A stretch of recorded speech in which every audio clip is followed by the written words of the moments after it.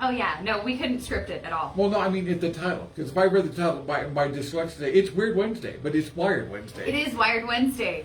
And You my can bring it a little bit co-host, closer if you want. sorry, Okay. and my co-host is running late due to traffic and the flooding on the 15, not on the 15, but through those different districts. So my co-host is running just slightly behind, which is fine. So we get to talk about Iron County today. Woohoo! And how, I am very grateful and we are very blessed to receive the moisture that we have in the last 30 to 45 days.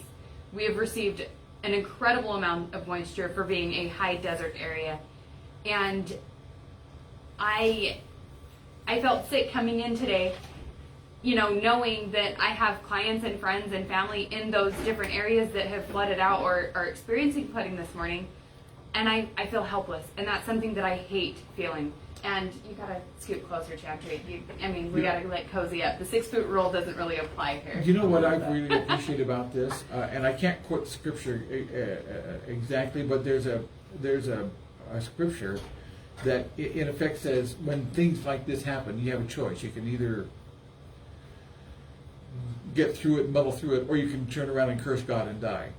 And what I've loved about this area is that I've never heard any curse God and die attitude. It's all been, all I've seen is we can do this. We can do this, isn't it? And that's what I love about this area so much. Well, and to go back into previous shows that we've talked about, how community oriented this area is specifically. Kane County's experienced some flooding this morning, and we are still in the niche market. Even Washington County, I would still say, is for the majority very community oriented. Strap on your boots, go help your neighbor, go help the next neighbor, and figure it out. And that's what we've been doing. We've been figuring out how to, come together after a year of separation almost. Right. This is McKenna Hansen with Wired Wednesday. In studio today we have Chantry Abbott from Guild Mortgage out of St. George, and they have an office in Cedar City. Do you not? We do a lot of work in Cedar, but we don't have a physical location. Oh, let's Why talk not? about that. Yeah, why not? We want to. Answer that question. Why not? Let's get that. We would done. like to. The retail space, the actual locations are difficult. There's all kinds of opening in this building right now. In this building? Yes. Oh, well, it would shorten my commute to the radio show. That's what I'm saying. Hey. So, with all of the flooding and all the interestingness with all the rain, something has piqued my interest. Being an insurance agent, I want to try to protect my clients to the best extent possible. But with mortgages, sometimes it's required and sometimes it's not to have flood insurance. Do you know the requirements or what predicts or what mandates that you have flood insurance prior to closing? Yeah, that's a great question. So we actually just have to pull a flood cert on every single property that we do to see if it's in the FEMA flood zone. Okay. So based on whatever rating that is, you would know more about the ratings than me, then they have to have sufficient flood insurance for that location of that property. If you're not, as you know, if you're not in the technical FEMA flood zone, Right. and as the weird part about it is, as the extra roads get built, as neighborhoods get built, as the land changes a little bit, that could change what happens to your house when something like this happens, right? Right. Because all of a sudden it's running down the street, you didn't know it, it floods your basement, you weren't technically in a flood zone. From my understanding, the exterior flood like that, if you don't have flood insurance, you're not protected, correct? Correct. So there's a lot of that probably going on right now. Do we have the right kind of insurance? And in most of the cases, most people probably don't. We just have to only if it's in a flood zone. Okay. Require it. Well, and there's different levels of flood zones because it depends on which map you're using and which, and I believe was it last week or the week prior that we talked about flood maps and where to find resources on. I think it was a couple of weeks ago. A couple of weeks ago, the ironcounty.net, I believe, has maps on flood zones, FEMA.com or FEMA.gov, excuse me. There's different flood maps and things, but you can figure out if you're still in a flood zone and if you want to review flood options. With me, I'm McKenna Hansen with Farm Bureau Financial, but what's really telling of different flood areas is how, if it's even brought up during the mortgage process, because a lot of people are like, oh, well, I just want to go buy a house. I want to buy a house, and there's different ratings on flood zones. And so I'm having conversations with clients now like, well, this wasn't supposed to flood, but X, Y, and Z did this. Like they rerouted the road. Okay, that's what I mean as we grow, yeah. Because there's no way those FEMA maps, how could you, I don't even know who's in charge or who's paying attention to the area, but there's no way they can Wait a be minute, FEMA's currently up to date. You know FEMA's what I a mean? government agency, right? Right. Okay, so no one's in charge. Sorry. Right, and so that's my point, is that how old is the map in Iron County or wherever you're buying your house at? And is that really in a flood zone now, or maybe it should be? You know, Right. it's funny you bring this up, because I think maybe we mentioned this. So we did a mortgage some 30 years ago now, and it's now no longer a mortgage. It's Awesome. done. But at the time, the mortgage broker we were working with says you got to have flood insurance. Okay, so that's fine. And then maybe 10 years in, we get a notice from not the mortgage company, well, I guess kind of the mortgage company, the financial institution that issued the mortgage, saying, guess what, you don't need flood insurance anymore. And we go, oh, okay. Yeah. What's the first thing you should have done? Kept the flood insurance. Called your insurance agent. No, really, like, and it's interesting because to me, the area of town that you live in is still in a flood zone. Like, you're still at the bottom of the hill. We're not actually. Our house, I mean, yeah, we're on the wrong side of Main Street, but we're on the top of a street that still slopes down. Okay, so the grade's steep enough that it should, Maybe. go away from your house. But the flooding that Fiddlers experienced 4 weeks ago now, Yeah. I mean, you had boulders the size of soccer balls coming down Fiddler's Canyon Road. Right. And, I mean, and that washed through over into the south part of the middle school and those businesses that were affected. So to me, all of that is still at the bottom of the hill, and it funnels somewhere. If you look at the maps, if you look at topographical maps Yeah. that show the different ratings of the grades and stuff. I think what might have changed in our neighborhood is actually the construction of KMU at the time high school, which is now the middle school. Right. And then they built the high school across the street after that. So I'm not sure if that's what changed it or something, because that there seems to be places there that water can gather. I don't know. I mean, I just don't understand. I don't know either, because there's a lot of unanswered questions and things, but the most we can do is try to educate ourselves further, through maps or calling your local insurance agent, McKenna Hansen, at 435-592-2021. Shameless plug right there. But It's your show. well, true, it is. But it's interesting, like, until you start having those conversations or your neighbor experienced this, you don't know that it's, something that you need to be aware of or top of mind. Now, if somebody, we go to do a mortgage for them and they're in a flood rating, and depending on what the rating is, it determines how much the cost of that insurance is, right? The actual flood insurance. Yes. What if somebody wants to get flood insurance that's not technically in a designated flood zone? Does that make it good less question. expensive? If somebody just said, you know what, I'm not required to have this, but I'm talking to my agent and I've seen that they've done some stuff up behind my house, and I could see how if it rains, that may come into my basement or whatever. Mm-hmm. Or you just Calling want the you. peace of mind of having it. Or just the peace of mind of having Right. it. Does that make it less expensive for them? So technically, like, in the system that I can process flood insurance quotes through, it goes through, like, is it in a flood zone, is it not, what's the flood zone, grab the report, and it pulls in. If it's not in a flood rated area, it's less than $500, typically less than $500 a year Right. in coverage. So you're Right. talking $30, $40 a month. See, and I think most people, and I've thought this probably at times, that you've got home insurance, you should be good, right? But the home insurance only protects what comes from your yard, right? If it Right. breaks I in can your answer house. that. The answer to that is no, it's not. Well, and like we talked about a couple of weeks ago, Farm Bureau is one of the only companies that covers from property lines in. So that would include sprinkler pipes, breaking and flooding your basement. Those types of things are typically covered. So then you go into other companies, cover from the structure in, like literally has to be on the interior of your stem walls to be a covered water loss. If your hose bib floods your basement and damages all the sheetrock, that would not be a covered loss for other companies, because it is on the exterior of your stem wall. Wow, that could be a catastrophe. So Right. anybody that has insurance might want to find that out. How it's covered. And granted, we're talking about, pipe or man-made type water incidences and things, but natural flooding is typically not covered. You should reach out to your local agent. I can quote you, I can give you information. I'm all about educating and making sure people make educated decisions about what they're trying to protect or what, their homes are doing. All right, so let me ask you some questions, Ms. Mrs. Hanson. Yes.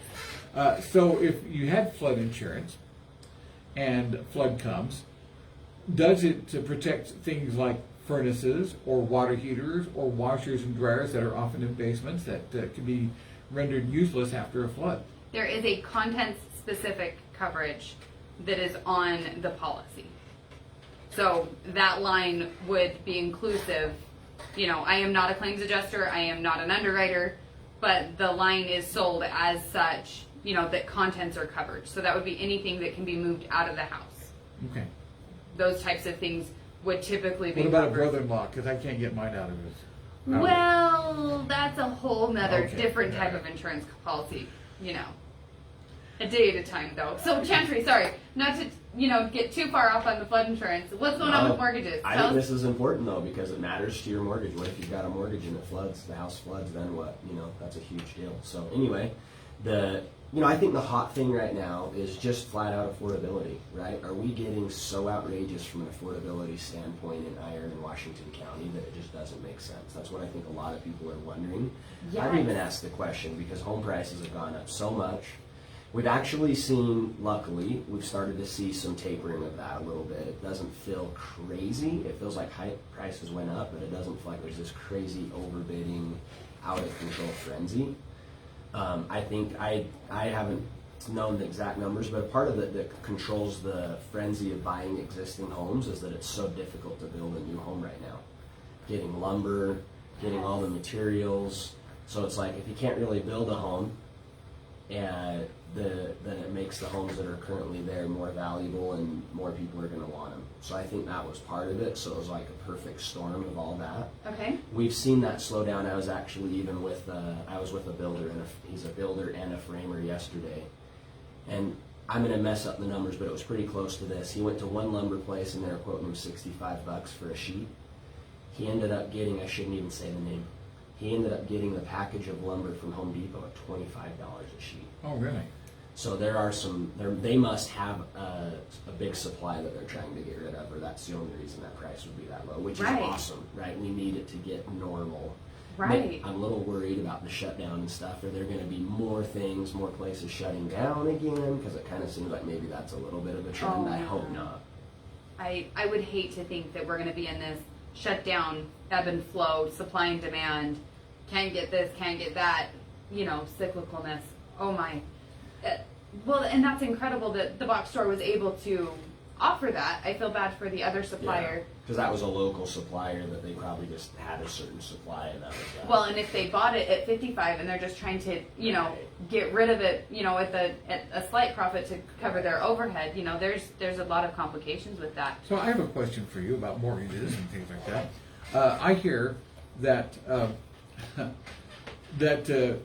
I've heard, and this is rumor and anecdotal. I don't want to say it's true, but I have heard that sometimes if you're contacting a real estate agent, if you don't have your financing together, they're going to say, "Don't bother to come."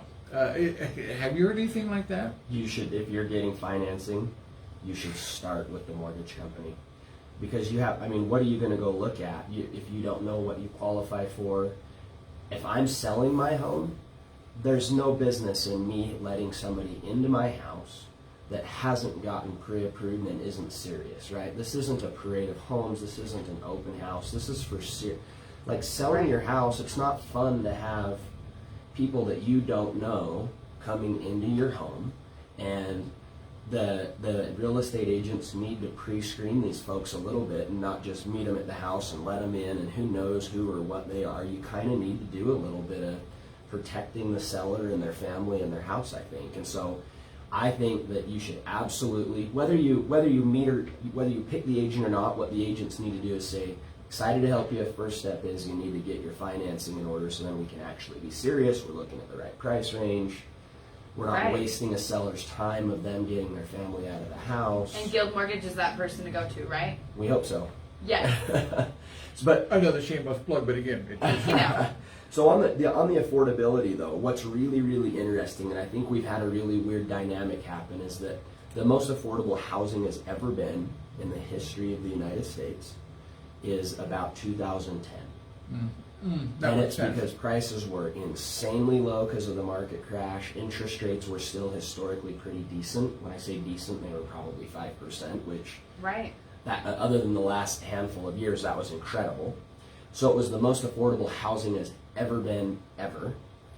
So now it's the reality of us getting back to more of a normal level of affordability is hard for people to grasp a little bit.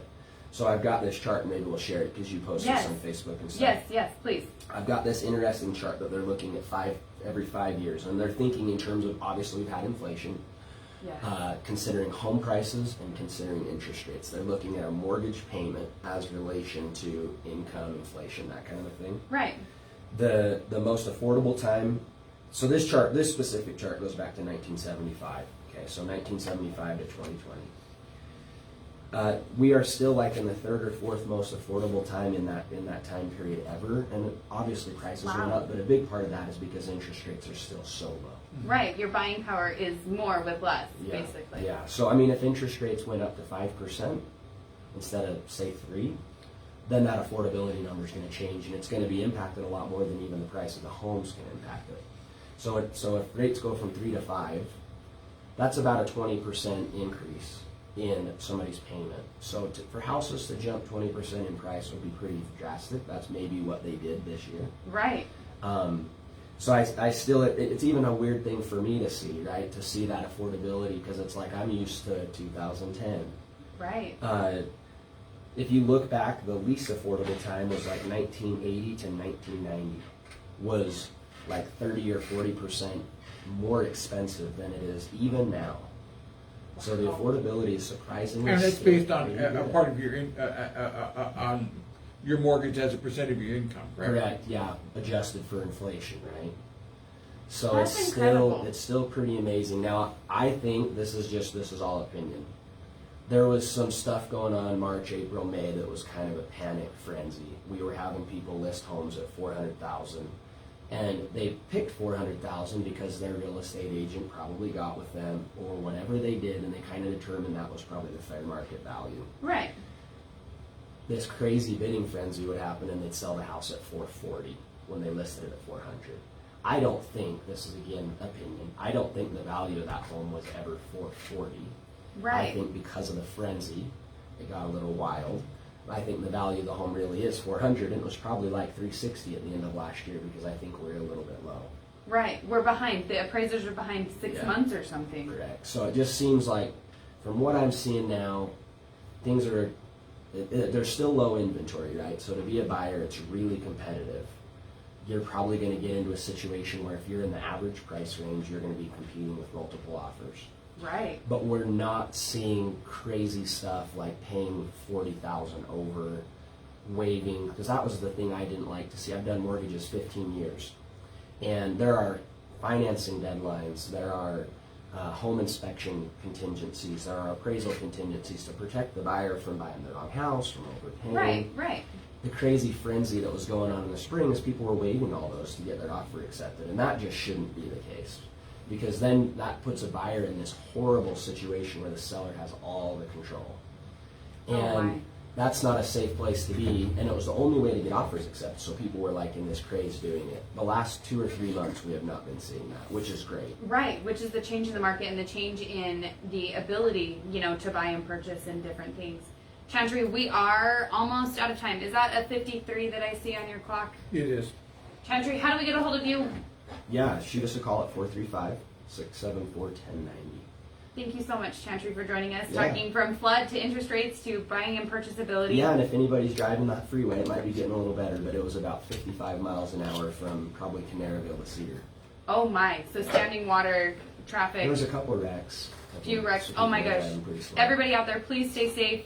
If you have any flood insurance questions, please give me a call, 435-592-2021. I can at least educate you on making some, educated decisions regarding your home and your structure. Again, this You're, of course, not looking at us when you say you can educate us. no, Okay, no, all right. just looking I out could in use some general. education. No.